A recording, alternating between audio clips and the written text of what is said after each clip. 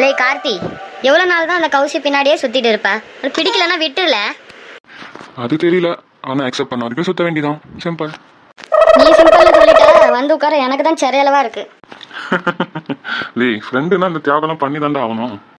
ஆமாம், நீங்கள் லவ் பண்ணுவீங்க, நாங்கள் தியாகம் பண்ணுவோம். நாளைக்கு நீங்கள் அவங்க கூட செட் ஆகிட்டோன்னா கிளம்பி போயிட்டே இருப்பீங்க.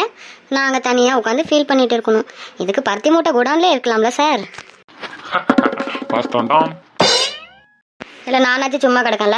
உனக்கு காலையில் எழுந்திரிச்சு பேப்பர் போட போகணும், அவனுக்கு பால் போட போகணும். இந்த நேரத்துக்கு வந்து பாதாம் பால் குடிக்க வந்திருக்கோம் நம்ம எங்க? இல்லை அவன் சும்மாவா போவான்? பேப்பர் போட போகிறான்னா அதுக்கு ஒரு காரணம் இருக்குது. கீதா காலையில் வருவா, அவளை பார்க்கலான்னு தான் அவன் காலையில் எழுந்திரிச்சு போகிறான். என்னது கீதாவா? லே அவன் முரட்டு சிங்கர்லாம் நினச்சேன். இப்போ கூட பாடுறான். ஹார்லிக்ஸ் இருக்கா, காம்ப்ளைன் இருக்கான்னு கேட்டுட்டு அங்கே நின்றுட்டு கிடக்கான்.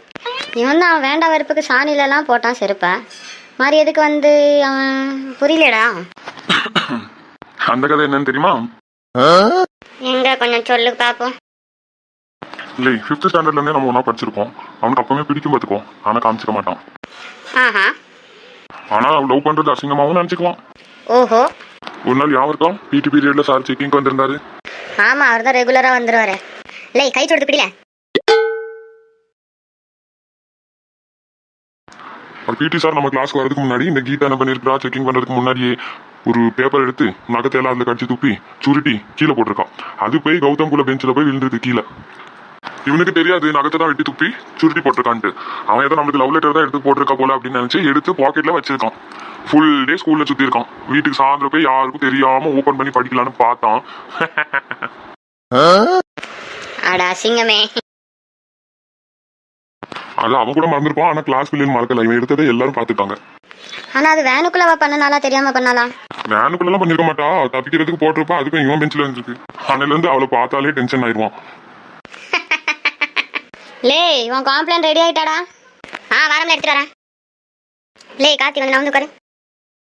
என்னல ரெண்டு பேரும் பார்த்து சிரிச்சுக்கிட்டே இருந்தீங்க? ஒன்றும் இல்லைல்ல, நீ கீதாவை ப்ரப்போஸ் பண்ணதும் கீதா உனக்கு லவ் லெட்டர் கொடுத்ததும் அதை பற்றி சொல்லிட்டு இருந்தேன், சிரிச்சிட்டோம். நீ ஒரு ராசி இல்ல ராஜா. என்னக்கா திடீர்னு ஃபோன் பண்ணி வர சொல்லியிருக்கீங்க? ருக்கு நம்ம வாங்கின சேலை பூரா கிழிஞ்சு கிழிஞ்சு இருக்கு. மாதிரி ஒட்டி உடுத்தினாலும் உடுத்த ஆகாது, ஏன்னா பூரா இட்டு பண்ண சேலை அது. என்னக்கா சொல்றீங்க? நான் வாங்கின சாரியில் அப்படி ஒன்று கூட இல்லையே. இப்போதான் பிளவுஸ் தைக்க கொடுத்துட்டு வரேன். ருக்குமா நீ கரெக்டாக பார்த்தியா? ஆமாக்கா, அந்த சேலை நல்லா இருக்குன்னு டெய்லர்காரியே 2 ஆர்டர் பண்ணியிருந்தேன் என்கிட்ட. நான் அவகிட்ட அட்ரஸ் மட்டும் கொடுத்துட்டேன், நீனே போய் வாங்கிக்கோ, எனக்கு நேரம் கிடையாது போகிறதுக்கு அப்படின்ட்டு. அக்கா நம்ம எதுக்குக்கா இதுக்கெல்லாம் பயந்துட்டு கிடக்கணும்? நாளைக்கு காலையில் நம்ம கிளம்பி போகிறோம். இந்த கடற்கரை பார்த்து மூஞ்சில் சேலையை வீசிட்டு வந்துடும்க்கா. இட்டு சேலையை மூஞ்சில் வீசுறது வீசிட்டு வந்துடலாம். பணத்துக்கு என்னடி பண்ணுறது? கொடுக்காட்டி என்ன பண்ணுவோம்? நம்ம கொடுக்க மாட்டேன்னு எப்படிக்கா சொல்லிடுவாங்க? அக்கா அப்படி கொடுக்காட்டி நானே அந்த ரூபாயெல்லாம் உங்களுக்கு தந்துருதேன்க்கா. நீ எதுக்கு கொடுக்க தரணும்? தப்பு பண்ணது நீ கிடையாது, அவரு. 1 ரூபா 2 ரூபாட்டி 20,000 ரூபாய்க்கு துணியில் வாங்கியிருக்கோம். நாளைக்கு போய் பேசுவோம், என்ன பண்ணுறதுன்னு பார்ப்போம். இவ்வளோ நேரம் ஆகிட்டு இந்த கோமதி ஆளை காணும். ஒருவேளை அவளுக்கு நல்ல சேலையாக கொடுத்துப்பாரோ? ஏட்டி சேலை நல்ல சேலையோ கெட்ட சேலையோ நம்ம கூப்பிட்டோம்லாம் வந்திருப்பாளா இந்நேரத்துக்கு? வேலையாக இருப்பாளா இருக்கும். ஏக்கா வாமா கோமதி, நீ 2 சேலையும் 3 சுடியும் எடுத்தியே, பார்த்தியா திறந்து? பார்க்கலையாக்கா? திறந்து பார்த்துக்க வேண்டியதானே டீ. துணியெல்லாம் செக் பண்ண மாட்டியா வீட்டுக்கு போய்? ஏன்க்கா எதுவும் பிரச்சனையா?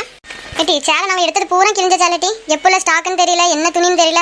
நம்ம பார்த்த சேலை ஒன்று, அவங்க கொடுத்த சேலை ஒன்று. அதான் நான் கேட்டேன் அப்பவுமே, உழைச்ச சேலையை மடிச்சு கொடுத்துருக்கலாம்லண்ணே, இதை ஏன் கொடுத்தீங்க அப்படின்ட்டு. பரவாயில்ல இருக்கட்டும், புது ஸ்டாக்ல இருந்து கொடுத்தேன் அப்படின்னு சொன்னார் அவரு.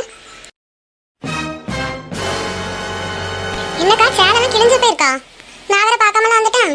வீட்டுக்கு போய் பாரு, எப்படி நம்ம நாளைக்கு காலையில் தானே கிளம்புவோம். பார்த்து சொல்லு, கிழிஞ்சிருந்துச்சுன்னா எடுத்துட்டு வா மாற்றதுக்கு.